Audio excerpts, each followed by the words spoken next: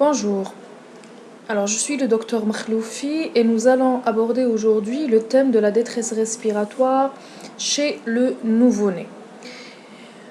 Donc le thème de la détresse respiratoire chez le nouveau-né est un thème qui est très important et l'objectif le plus important du cours est de savoir d'abord identifier une détresse respiratoire, d'en évaluer la gravité et de connaître les premières mesures essentielles à mettre en place pour éviter un certain nombre de complications. Et bien sûr, tout cela ne peut se faire si on ne connaît pas les bases de la physiologie respiratoire du nouveau-né. Alors la détresse respiratoire traduit une difficulté respiratoire liée à une anomalie d'oxygénation du sang artériel. Et donc, elle se définit cliniquement par la présence de 2 critères parmi 5 critères qu'on appelle les critères de Prodan. Alors, quels sont ces critères? Ce sont la cyanose sous air, le tirage, le gênement expiratoire, la fréquence respiratoire supérieure à 60 cycles par minute et bien sûr le battement des ailes du nez. Il faut savoir que cette détresse respiratoire peut s'installer dès la naissance ou les premières heures après la naissance. Elle peut également apparaître plus tardivement. La détresse respiratoire est donc très fréquente, comme je l'ai déjà dit. C'est un motif d'hospitalisation très fréquent. Elle doit être rapidement prise en charge car il y a un risque d'hypoxie et donc d'installation d'une encéphalopathie par hypoxie. On doit aussi rapidement la prendre en charge car certaines étiologies nécessitent une prise en charge très rapide et immédiate. Et bien sûr, il faut savoir aussi que certaines étiologies de la détresse respiratoire peuvent être prévenues, comme par exemple la maladie des membranes hyalines.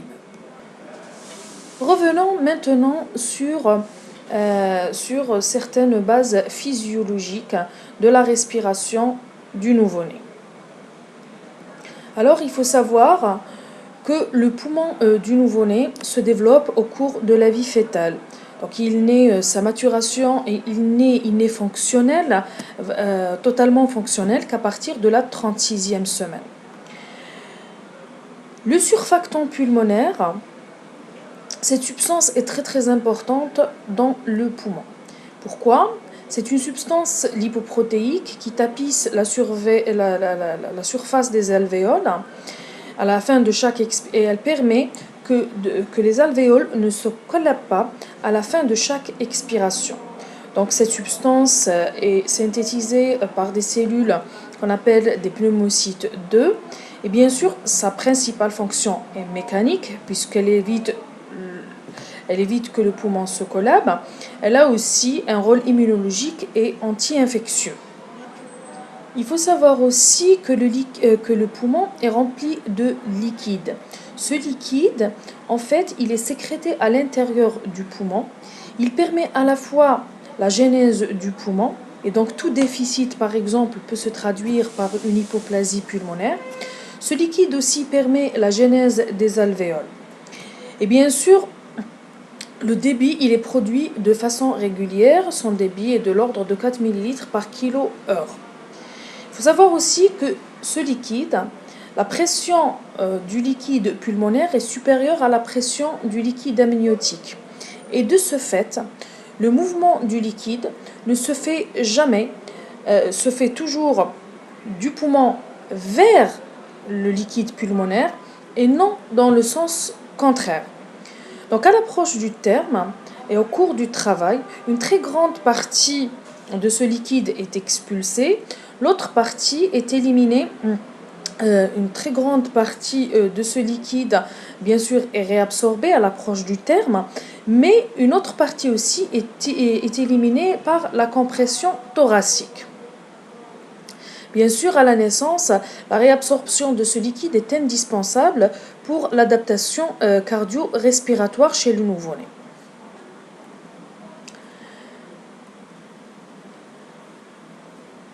L'aspiration bronchique du liquide amniotique, c'est-à-dire l'aspiration du liquide amniotique à la naissance avec le passage du liquide amniotique dans les poumons, n'est jamais physiologique, elle est anormale. Cela est déclenché le plus souvent par la mise en place d'équivalents respiratoires ou de gaspes in utero lorsqu'il y a par exemple une souffrance chez le nouveau-né. Donc ce liquide peut être méconéal, peut être sanguin, c'est-à-dire sanguinolent, soit c'est une hémorragie placentaire, ou claire avec des débris de vernix. Donc à la naissance, donc au cours de la vie fœtale, comme on l'a déjà dit, il y a la production du surfactant. Ce surfactant est produit à partir de la 21e semaine, mais il existe en petite quantité et est très vulnérable. À partir de la 35e semaine, il est présent en quantité suffisante et il permet ainsi aux alvéoles de ne pas se collaber. Bien sûr, la glotte joue aussi un rôle, puisqu'elle sert de sphincter pour l'arbre aérien en cas d'anoxie sévère. Donc une inhalation de liquide amniotique peut se produire parce qu'elle permet le passage du liquide.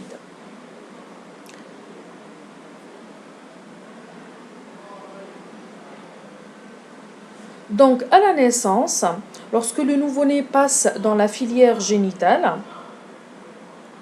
le liquide contenu dans les voies aériennes est en partie expulsé. L'autre partie est résorbée dans les capillaires lymphatiques pulmonaires et la ventilation elle est mise en place par l'enchaînement d'un certain nombre d'événements. Donc d'abord, il y a le cri de l'enfant. Ensuite, il y a le refroidissement de la peau de l'enfant, une diminution de la PaO2, une augmentation de la PaCO2 et une diminution du pH. Donc, au cours de la vie fœtale, les poumons sont shuntés et le sang oxygéné passe, c'est-à-dire le sang oxygéné, passe via la veine ombilicale vers la veine cave inférieure, l'oreillette droite, le foramen ovale, l'oreillette gauche, l'aorte, et puis vers la circulation systémique du fœtus. Donc, le poumon est shunté grâce au foramen ovale et au canal artériel. Donc, dans ce cas, il existe une forte résistance des capillaires pulmonaires. À la naissance, dès l'expulsion, l'enfant émet son premier cri et l'expulsion de liquide, son dernier cri. Il y a une expulsion d'une grande partie du liquide pulmonaire et la circulation sanguine de type extra-utérine se met en place par une diminution des résistances pulmonaires, la fermeture du foramen ovale, la fermeture du canal artériel. Donc, les poumons, dans cette situation, prennent leur place dans la circulation du sang oxygéné.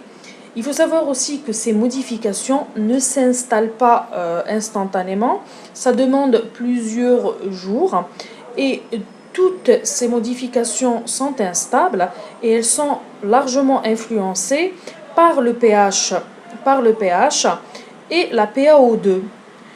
Donc tout facteur d'anoxie peut entraver la fermeture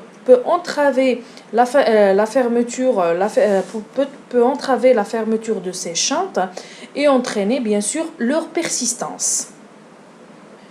Le nouveau-né présente également un certain nombre de caractéristiques qui font que la détresse respiratoire est plus sévère chez le nouveau-né. D'abord la grande langue, l'incapacité de ventiler par la bouche. Ensuite, la respiration chez le nouveau-né est essentiellement diaphragmatique. La toux est inefficace et bien sûr, le nouveau-né s'épuise très rapidement. L'hypoxie chez le nouveau-né peut avoir 3 mécanismes. Elle peut être d'origine pulmonaire, elle peut être liée à des pathologies cardiaques, par exemple la PCA, les shunts intracardiaques ou une insuffisance cardiaque par exemple. Et elle peut être également d'origine centrale, par exemple avec une atteinte neurologique liée à des sédatifs ou par exemple à des hémorragies cérébro-méningées. Donc l'hypoxie se traduit cliniquement par une cyanose et bien sûr l'organisme lutte contre l'hypoxémie en augmentant le travail respiratoire, d'où la symptomatologie qu'on observe, par exemple la polypnée, l'augmentation de la fréquence respiratoire, le tirage. Le diagnostic de la détresse respiratoire est essentiellement clinique, donc il se base sur l'observation d'une anomalie de la fréquence respiratoire qui doit dépasser 60 cycles par minute chez le nouveau-né à terme et 70 cycles chez le prématuré. L'observation aussi d'une cyanose qui apparaît initialement au niveau des extrémités, surtout les angles et les lèvres. Et puis le signe de lutte respiratoire qu'on observe et dont la gravité est évaluée par les signes de Silverman. Bien sûr, la détresse respiratoire est difficile à identifier en cas de détresse par exemple respiratoire minime. Mais surtout, ce qui est le plus grave, c'est en cas de signe d'épuisement. Donc nous avons ici le score de Silverman qui permet d'évaluer la gravité de la détresse respiratoire. Donc il comprend une évaluation du balancement thoraco-abdominal, du tirage, de l'entonnoir xiphoïdien, battement des ailes du nez, gênement expiratoire. Alors le score de Silverman, il est scoré de 0 à 2. Donc la détresse respiratoire, on parle de détresse respiratoire sévère lorsque ce score est supérieur ou égal à 7, avec une détresse respiratoire modérée entre 5 et 6. Le diagnostic de gravité de la détresse respiratoire. Donc le diagnostic de gravité doit être recherché rapidement pour permettre de mettre en place rapidement les mesures nécessaires. Et donc, on parle de détresse respiratoire sévère, grave, lorsqu'il y a une cyanose rebelle à l'oxygène, lorsqu'il y a une fréquence respiratoire inférieure à 20 cycles ou supérieure à 80 à 10 cycles, entre 90 et 100 cycles par minute, lorsqu'il y a des signes de lutte avec stigmates d'épuisement, c'est-à-dire une respiration anarchique, des pauses respiratoires, des gaspes, lorsqu'il y a un retentissement de cette détresse respiratoire sur l'état hémodynamique du nouveau-né et donc on observe un taux de TRC supérieur à 3 secondes, une tension artérielle effondrée, une tachycardie. Lorsqu'il y a également des troubles neurologiques, à savoir un trouble du tonus, une hyporéactivité, trouble de la conscience, voire même des convulsions. Bien sûr, les gaz du sang nous informent sur la gravité en mettant en évidence une PaO2 inférieure à 60 mmHg, une FeO2 supérieure à 60% et une PaCO2 supérieure à 50 mmHg. Alors, le diagnostic différentiel de la détresse respiratoire peut se poser lorsqu'on est face à des convulsions qui s'accompagnent d'apnée, par exemple, ou lorsqu'il y a une hyperpnée qui est liée à une autre origine, à savoir une acidose métabolique, quelle qu'en soit bien sûr l'étiologie, une anémie aiguë ou une hypoglycémie, une hypocalcémie. Pour faire le diagnostic étiologique, il faut reprendre un certain nombre d'éléments dans l'anamnèse, à savoir si on est face à un prématuré par exemple ou à un post-mature, est-ce qu'il s'agit d'un nouveau-né présentant un retard de croissance intra-utérin. Il faut rechercher aussi dans les échographies la notion de malformation par exemple essentiellement cardiopulmonaire. Reprendre aussi les éléments liés à une souffrance fœtale aiguë, à savoir le pH par exemple ou le score d'Apgar à la naissance. Savoir aussi le mode d'accouchement, est-ce que l'accouchement s'est fait par voie haute, par voie basse, est-ce que l'accouchement, est-ce que comment s'est déroulé le travail, est-ce que le travail, si c'est une voie haute, le mode d'anesthésie. Il faut savoir aussi les conditions de l'accouchement, les conditions dans lesquelles s'est déroulée la naissance. Il faut aussi faire un très bon examen clinique et donc revoir, bien ausculter le nouveau-né, rechercher à l'inspection une notion d'asymétrie, à l'asymétrie, donc lorsqu'on observe le thorax du nouveau-né, rechercher une asymétrie, rechercher un thorax bloqué en inspiration, regarder l'état de l'abdomen, par exemple, un abdomen qui est plat, rechercher à la palpation un emphysème sous-cutané, par exemple, qui peut être en rapport avec un pneumomédiastin. À l'auscultation aussi, bien ausculter le murmure vésiculaire et voir s'il n'y a pas une présence, par exemple, d'asymétrie de ce murmure vésiculaire, voir aussi s'il n'y a pas de souffle cardiaque, rechercher bien sûr une hépatomégalie, rechercher la perméabilité des coânes par le passage d'une sonde numéro 6 et bien sûr rechercher aussi la perméabilité de l'œsophage, bien sûr, par ce qu'on appelle le test de la seringue. Rechercher également toute malformation du cou qui peut être apparente. Et bien sûr, faire un dextro à la recherche d'une hypoglycémie. C'est essentiel. Le bilan d'entrée comportera donc une gazométrie du sang artériel pour apprécier le degré de l'hypoxie, donc sur la mesure de la PaO2, le degré de l'hypercapnie sur la mesure de la PaCO2 et le degré de l'acidose par la mesure du pH. D'autres bilans également seront nécessaires, à savoir une numération formule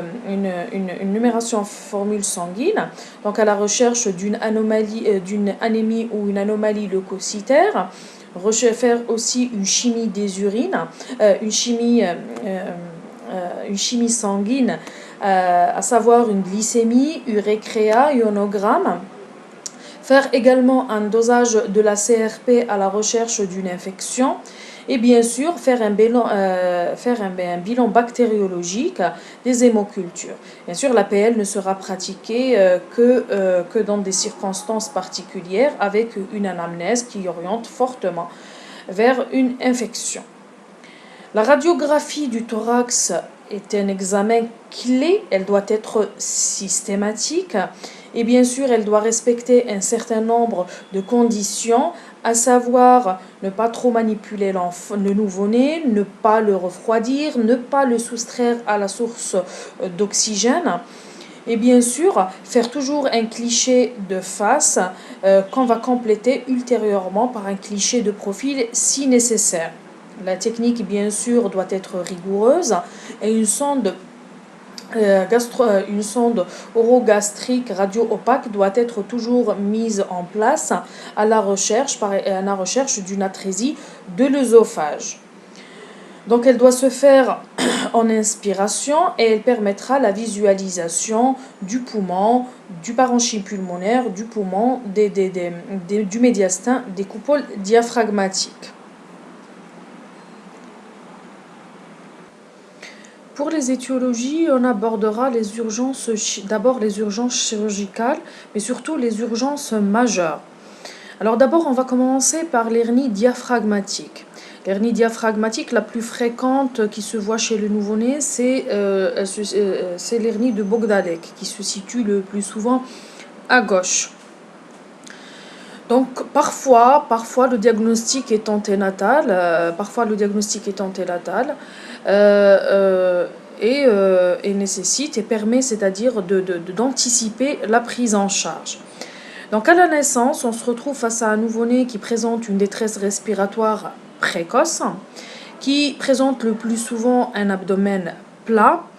Parfois, on remarque Parfois, on remarque à l'auscultation une déviation du bruit du cœur à droite, et l'auscultation on retrouve des bruits hydroaériques au niveau de l'hémithorax gauche.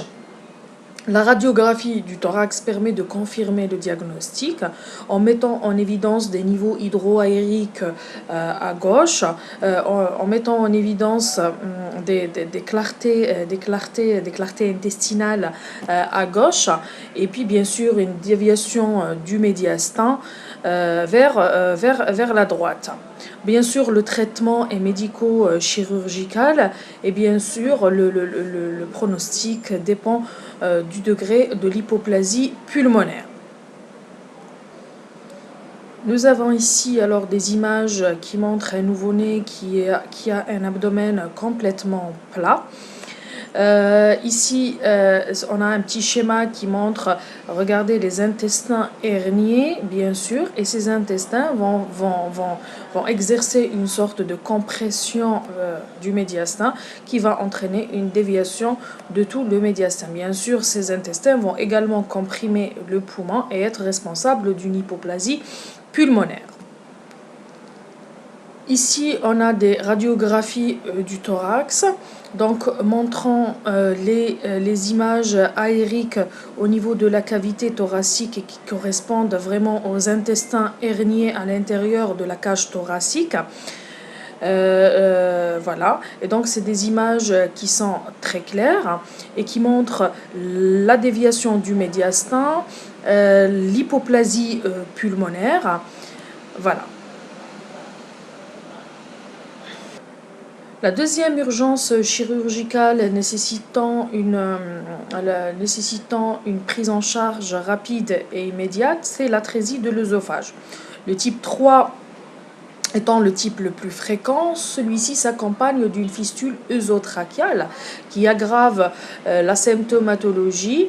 Et donc le diagnostic est évoqué sur la notion d'hydramnios chez la mère et lors de la grossesse, la notion d'existence d'une hypersalivation à la naissance. Et donc le cathétérisme de l'œsophage avec le test de la seringue peut faire le diagnostic. Le traitement est médico-chirurgical et le pronostic, bien sûr, dépend du type de l'atrésie et de sa précocité. La radiographie du thorax peut montrer également un enroulement de la sonde radio-opaque au niveau de l'œsophage et confirmer le diagnostic. Donc nous avons ici les différents types d'atrésie de l'œsophage. Donc c'est une sorte de classification des différents types d'atrésie de l'œsophage. Le type 3, nous l'avons dit, étant le type le plus fréquent et s'accompagne d'une fistule œsotrachiale de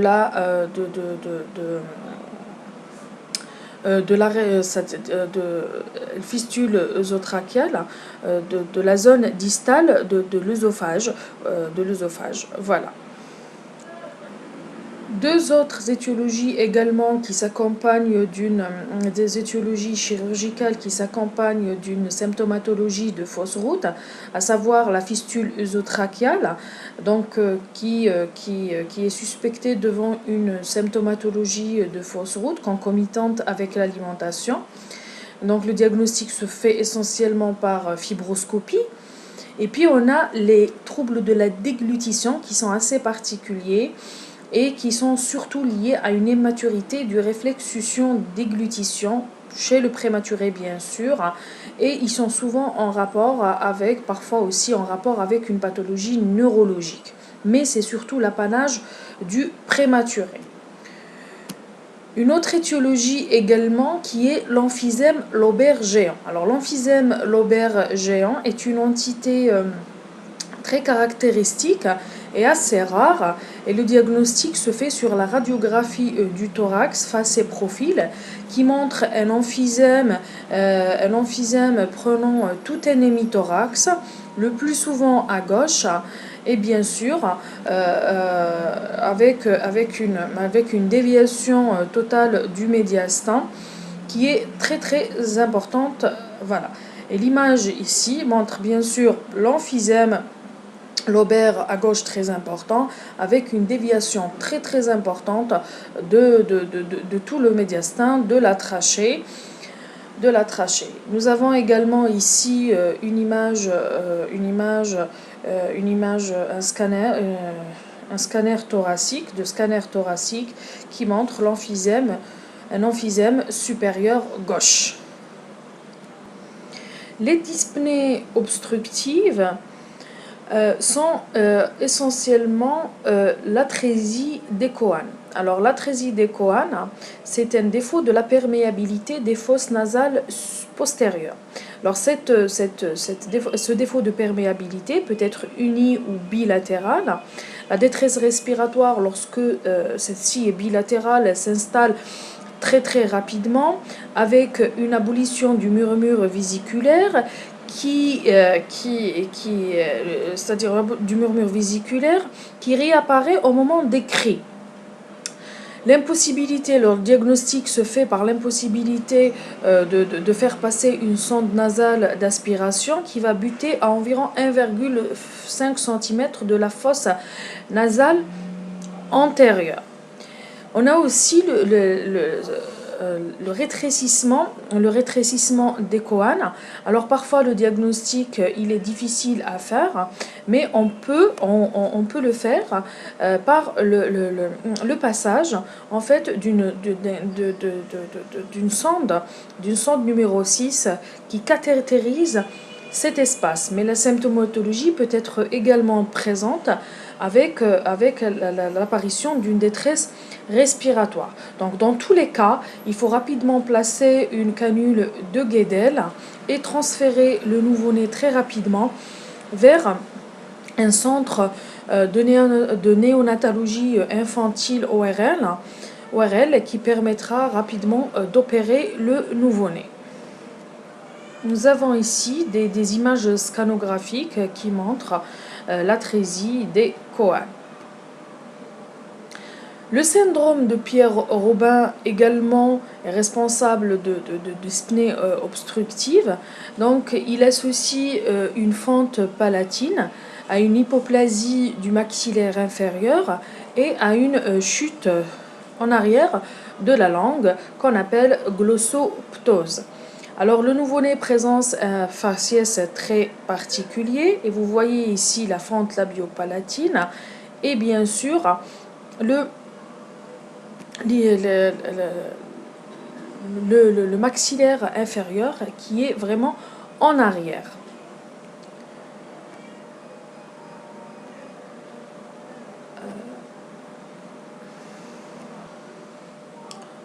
Dans le syndrome de Pierre-Robin, c'est la chute de la langue en arrière, la glossoptose, qui peut être à l'origine de difficultés respiratoires. Il peut s'y associer aussi, bien sûr, des fausses routes liées à la fente la fente palatine, mais c'est essentiellement la glossoptose qui est à l'origine de la détresse respiratoire. Les obstacles anatomiques peuvent également sont à l'origine d'une détresse respiratoire chez les nouveau-nés. Alors ces obstacles peuvent être malformatifs et peuvent être inflammatoires, tumoraux tels que des kystes, des tératomes. Ils peuvent être à l'origine de compressions telles que le goitre, peut être vasculaire.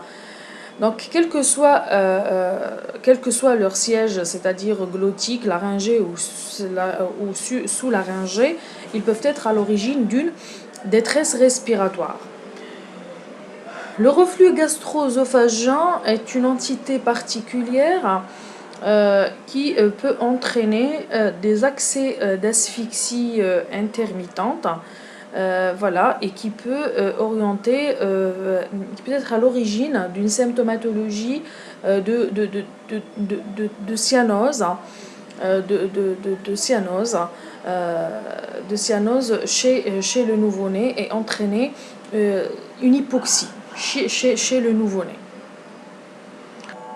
D'autres causes malformatives également qu'on n'oubliera pas de citer, qui sont les épanchements liquidiens, la paralysie du diaphragme, l'agénésie ou l'hypoplasie pulmonaire, l'adénome kystique et le kyste bronchogénique. Donc toutes ces étiologies peuvent être à l'origine d'une détresse respiratoire. Mais c'est des causes qui restent rares.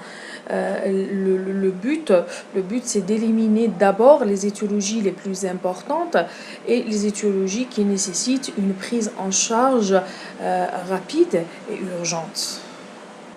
Maintenant, nous allons aborder les causes médicales. Alors, la première cause médicale que nous allons aborder, c'est la tachypnée transitoire, ce qu'on appelle la détresse respiratoire liée à un retard de résorption du liquide pulmonaire. Donc, elle représente une des causes les plus fréquentes de détresse respiratoire et elle est liée à un excès de liquide dans les poumons qui n'est pas complètement réabsorbé. Alors, soit parce que l'expulsion s'est faite très rapidement par voie basse, ou se voit surtout chez le nouveau-né né par voie haute. Elle se traduit par une détresse respiratoire immédiate, c'est-à-dire juste après la naissance. Et sa caractéristique, c'est qu'il y a une tachypnée très très importante de 80 à 120 cycles par minute, avec un gémissement expiratoire et un tirage. Donc le diagnostic est évoqué essentiellement sur la radiographie du thorax, qui montre des opacités hétérogènes alvéolaires floues, puis interstitielles dans les deux champs pulmonaires, et surtout par la présence de lignes bordantes qui sont la traduction d'une scissurite ou de lignes de Curley qui traduisent la réabsorption active du liquide. Donc le traitement inclut une surveillance étroite et parfois même la mise en place d'une CPAP, de la CPAP, c'est-à-dire une ventilation par une mise en place d'une ventilation non invasive. Parfois, c'est nécessaire. Et donc, sur la radiographie du thorax, donc on peut observer ici, par exemple, une scissurite et bien sûr des lignes de Curley qui sont très nettes sur la radiographie, sur cette radiographie du thorax. Deuxième étiologie qui est très très importante et qui est l'apanage surtout, je dis bien surtout, du prématuré, mais qui peut également être présente, par exemple, en cas de destruction du surfactant chez l'enfant de mère diabétique, par exemple, ou en cas, par exemple, d'infection pulmonaire. Donc, la maladie des membranes hyalines, c'est l'apanage, je disais, du prématuré. Pourquoi ? Parce qu'elle est liée, en fait, à un défaut de surfactant. Et donc, ce surfactant qui empêche les poumons de se collaber n'est pas très efficace, il est présent en quantité pas très importante. Et donc cela va se traduire par une mauvaise compléance pulmonaire et par une augmentation rapide des besoins en oxygène vu que les alvéoles sont collabées. Et donc la détresse respiratoire va avoir tendance à s'aggraver avec un maximum entre 24 et 48 heures. Oui, madame. Donc la radiographie pulmonaire va confirmer le diagnostic de la maladie des membranes hyalines et elle va permettre en même temps de la stadifier. Alors, le stade 1, il correspond à de fins granités alvéolaires bilatéraux. Le stade 2, il correspond à la présence de fins granitées avec la présence de bronchogramme. Le stade 3, c'est le stade 2 avec l'effacement des bords du cœur et de l'hémicoupole. Et le stade 4 correspond au poumon blanc. Alors les stades 3 et 4 représentent les stades de gravité maximum. Voilà, et dans ce cas-là, la ventilation non invasive en pression positive continue constitue souvent la seule alternative, bien sûr, associée à l'instillation intratrachéale de surfactants. Alors nous avons ici des images qui montrent une MMH. Donc nous avons des fins ici, nous avons une MMH, donc avec la présence de fins granitées qui vraiment sont présents, mais on a toujours les bords du cœur qui sont visibles avec les coupoles diaphragmatiques. Par contre, on peut voir la présence d'un bronchogramme aérien et dans ce cas-là, on parlera plutôt d'un stade 2. Ici, c'est l'image caractéristique du poumon blanc avec effacement total de la silhouette cardiaque et des coupoles diaphragmatiques. Alors, il faut savoir que la MMH est une pathologie qu'on peut guérir si on met le nouveau-né en ventilation, en pression positive continue et qu'on instille le surfactant. Donc, ça améliore nettement les chances de survie du prématuré. Bien sûr, si cela n'est pas associé à d'autres complications liées à la prématurité. Il faut savoir aussi que la MMH est une pathologie dont le risque peut être diminué par l'administration de corticoïdes à la maman au cours de la période de grossesse. Nous y reviendrons plus tard. Alors, l'inhalation de liquide amniotique méconéal est une autre étiologie médicale très très importante à évoquer. Alors, elle est très présente chez le nouveau-né à terme. Souvent, elle est présente dans les cas où il y a la notion d'une souffrance fétale responsable de l'émission in utero de méconium. Alors, le méconium a certaines caractéristiques qui font qu'ils sont responsables d'une détresse respiratoire, que le méconium est responsable d'une détresse respiratoire chez le nouveau-né. D'abord, il peut être responsable d'une obstruction des voies aériennes, de fait de sa teneur élevée en mucine, le rendant très adhérent aux muqueuses respiratoires. Ensuite, il entraîne une réaction pro-inflammatoire qui est responsable d'une bronchoconstriction et d'une HTAP. Et il altère le surfactant et de ce fait, il y a responsable d'une ce qu'on appelle le phénomène des alvéoles collabées. Et donc, il a aussi une certaine caractéristique chimique toxique qui constitue, c'est-à-dire une agression directe du tissu pulmonaire. Donc, toutes ces caractéristiques du méconium font qu'il est responsable d'une détresse respiratoire qui peut être très, très importante. Donc, cliniquement, on est face à un nouveau-né qui a souvent un thorax bloqué en inspiration, avec une tachypnée qui est très très importante, mais avec des signes de rétraction qui sont modérés.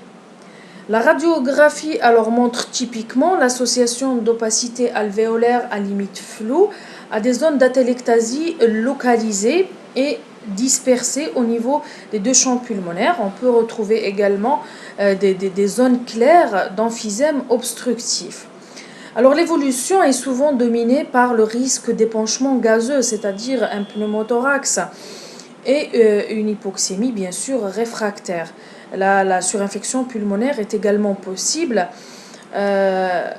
Voilà. Et la ventilation assistée s'avère parfois nécessaire, mais n'est pas forcément systématique.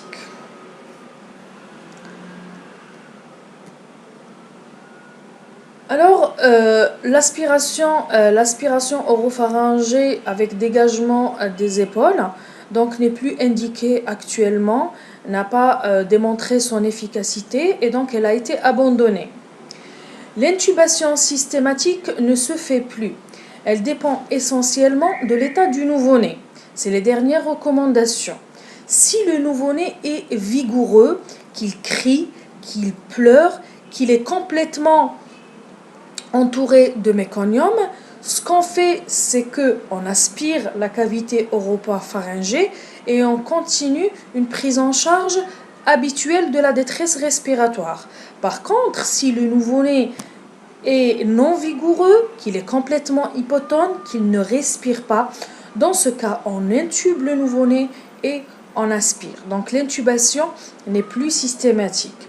La kinésithérapie respiratoire n'est pas vraiment indiquée, parce qu'elle n'a pas été forcément évaluée. La CPAP nasale alors n'est indiquée qu'en cas d'hypoxémie importante et si vraiment c'est nécessaire. Donc je disais que la CPAP n'était indiquée qu'en cas vraiment de nécessité absolue car elle augmenterait le risque de pneumothorax et bien sûr elle pourrait entraîner des poussées d'HTAP. Alors pour les corticoïdes, c'est le même cas de la kinésithérapie. Ils n'ont pas forcément démontré un intérêt particulier. Et puis l'antibioprophylaxie n'est également pas systématique.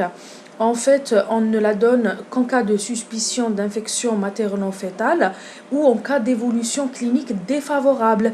Un nouveau-né qui présente une détresse respiratoire et qui est vigoureux et qui a inhalé du méconium, pour moi, ce n'est pas une indication systématique à mettre sous antibiotiques, sauf en cas d'aggravation de son état ou en cas de facteur de risque d'infection chez la maman. Alors, nous avons ici des images à la radiographie très caractéristiques de l'inhalation de liquide amniotique méconéal, à savoir des images en mode disséminées dans les deux champs pulmonaires. Les infections pulmonaires alors réalisent des détresses respiratoires qui peuvent être graves et qui sont souvent liées à une contamination materno-fœtale dans le cadre de l'infection néonatale bactérienne précoce. La détresse respiratoire, toute détresse respiratoire précoce doit vous faire évoquer une infection néonatale. Alors, les germes les plus souvent en cause sont la listeria, le collier et le streptocoque B. Le diagnostic d'infection néonatale bactérienne précoce liée à une infection pulmonaire sera surtout évoqué devant la présence de facteurs de risque d'infection d'une symptomatologie pulmonaire associée à une radiographie du thorax qui montre des images pulmonaires. Alors il faut savoir qu'aucune image pulmonaire n'est caractéristique d'une infection pulmonaire, c'est-à-dire que les images ne sont pas spécifiques de l'infection. On peut parfois avoir des images de MMH, on peut parfois avoir des images, par exemple, ici, des images de granité diffuse. Ici, c'est très caractéristique avec une image pulmonaire montrant une opacité apicale droite. Et donc, il faut retenir que dans le cadre de la détresse liée à la détresse respiratoire liée à l'infection, on peut avoir tout type d'image. Il faut savoir aussi que l'infection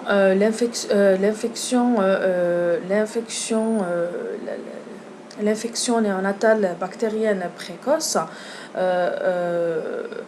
peut se traduire uniquement par une détresse respiratoire. Et donc, je vous le redis, toute détresse respiratoire doit faire évoquer une infection néonatale bactérienne précoce.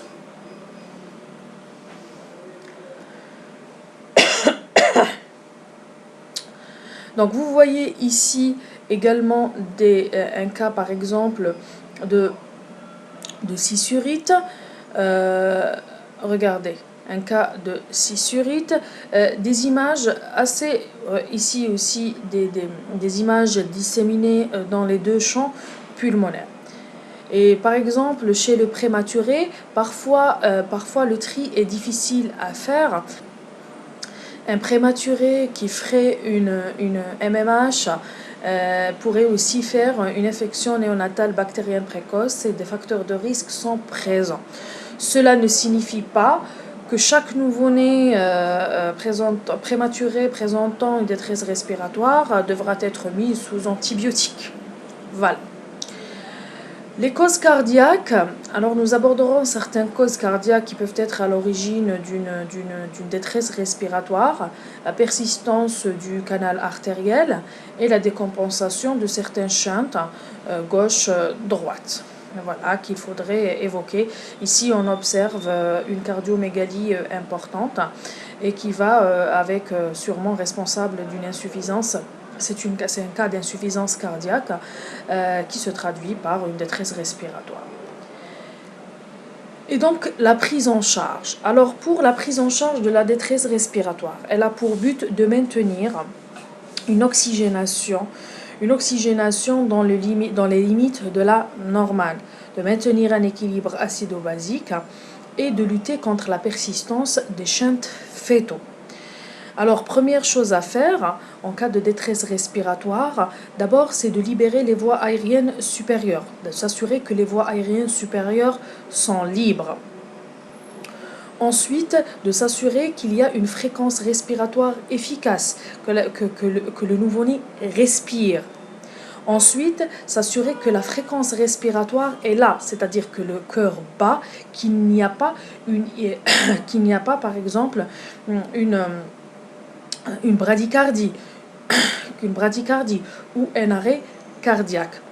Sinon, si en cas de problème d'absence de respiration ou de bradycardie par exemple, assurer une réanimation néonatale efficace. Alors, assurer aussi une perfusion parentérale en mettant en place une voie veineuse périphérique et en administrant du sérum glucosé.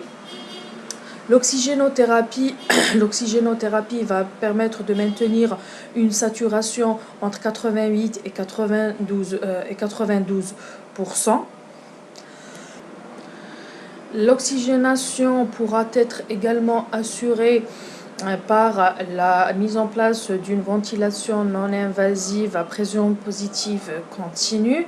Cette ventilation non invasive, si cette dernière est dépassée, la ventilation assistée sera indiquée.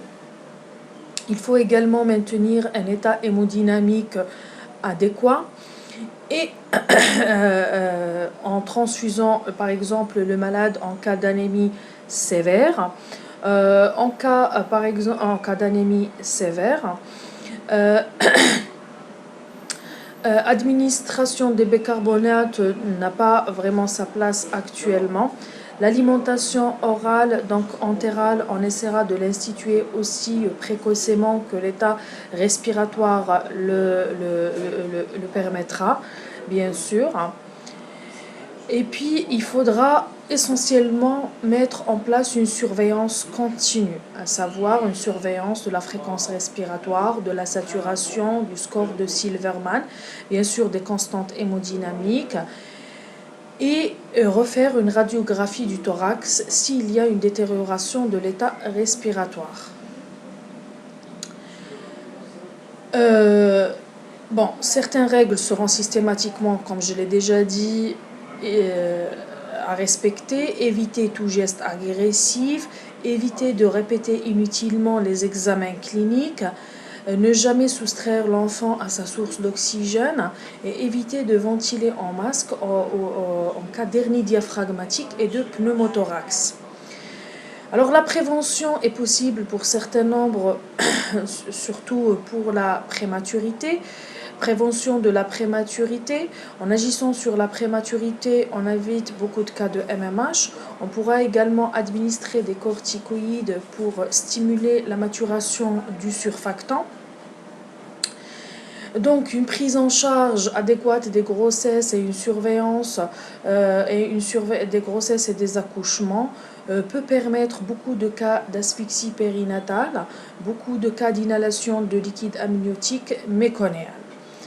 Voilà. Donc, c'était le cours, c'était le thème aujourd'hui de la détresse respiratoire. Je vous remercie.